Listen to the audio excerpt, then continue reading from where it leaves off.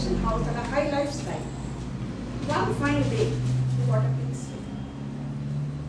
He could cope with it and he committed suicide. Dr. Pinakapani was professor of medicine. He was well known for his professional capabilities and also his code of ethics. He never practiced medicine outside the hospital premises. He lived on his salary, loved by his patients and students. He was a very versatile person. He was a musician and also a tennis player. He lived his life well, but unfortunately, he never planned his finances and suffered in his old age.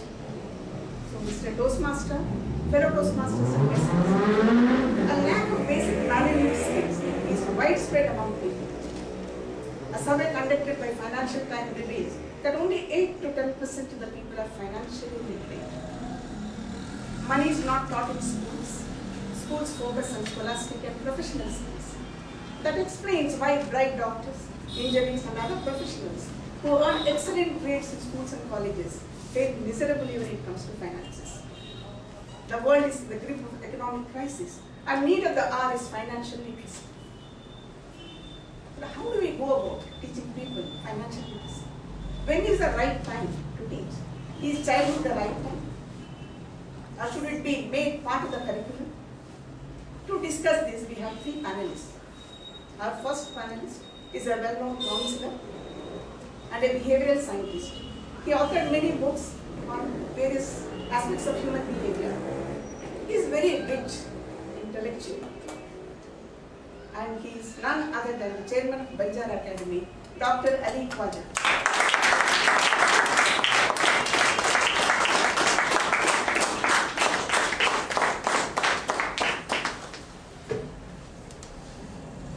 Our second panelist is young and bright engineer with a well-matured head on his shoulders, an excellent speaker. I am amazed at his impromptu speeches. Let us welcome Dinesh Mohan.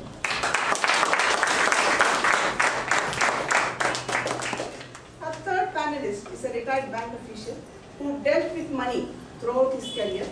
I am sure he knows all the basics of money and its management. Please welcome Mr. Ram Gopal.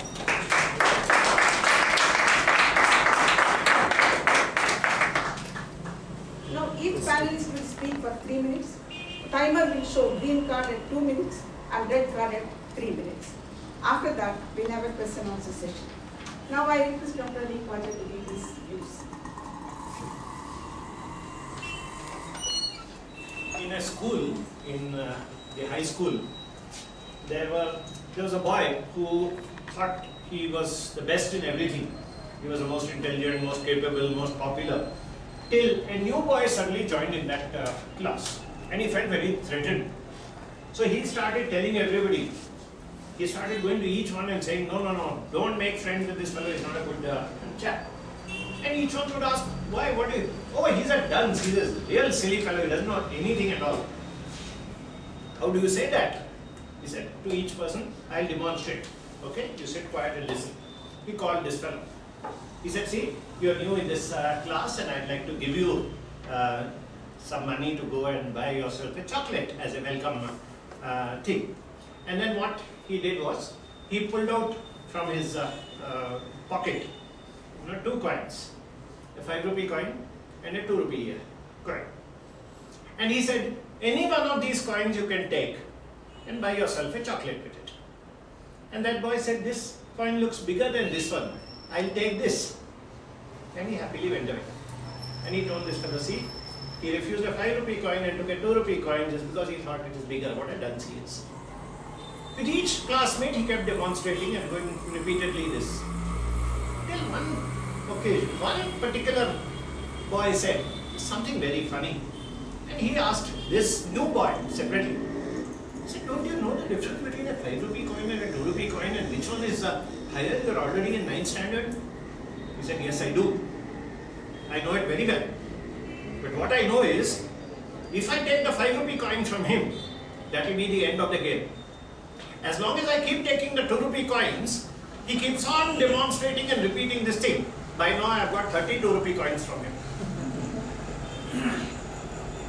Now this child somehow learnt about money and things like that on his own. normally we don't learn. We need to learn.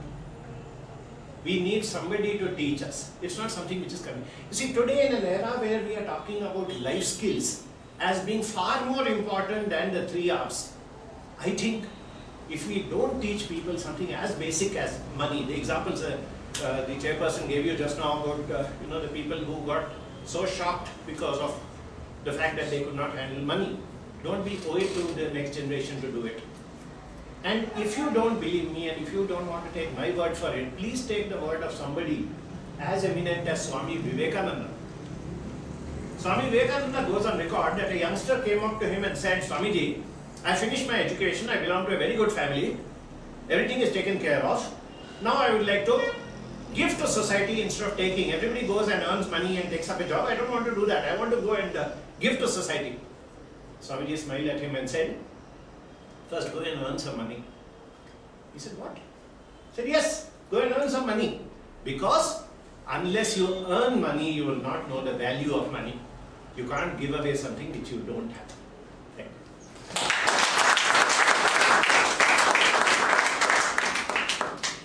Now I request Dinesh Mohan to give his views.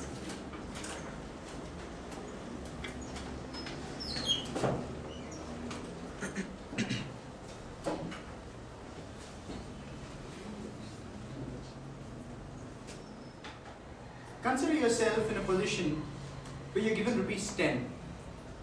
India as a nation is today considered to be divided on the basis of caste and creed.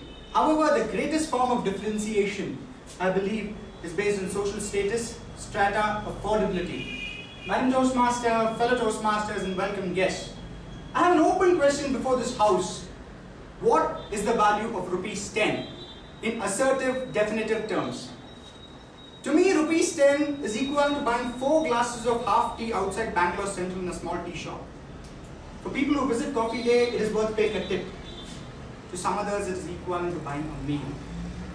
If a time comes in history when we can define rupees 10 as a plus b the whole square is equal to a square plus b square plus 2ab in assertive terms, on that day, we need to have a lesson in the textbook that defines money and its value. Because money is purely subjective in nature and can never ever be defined. Moving forward to the next aspect of parents educating children on money, I'll take a couple of instances. As I drive back from office home, at every traffic signal I find a little urchin spreading his arms for money. He probably doesn't know his language, A, B, C, D, but what he knows is that he needs a buck to earn a living, to earn his meal.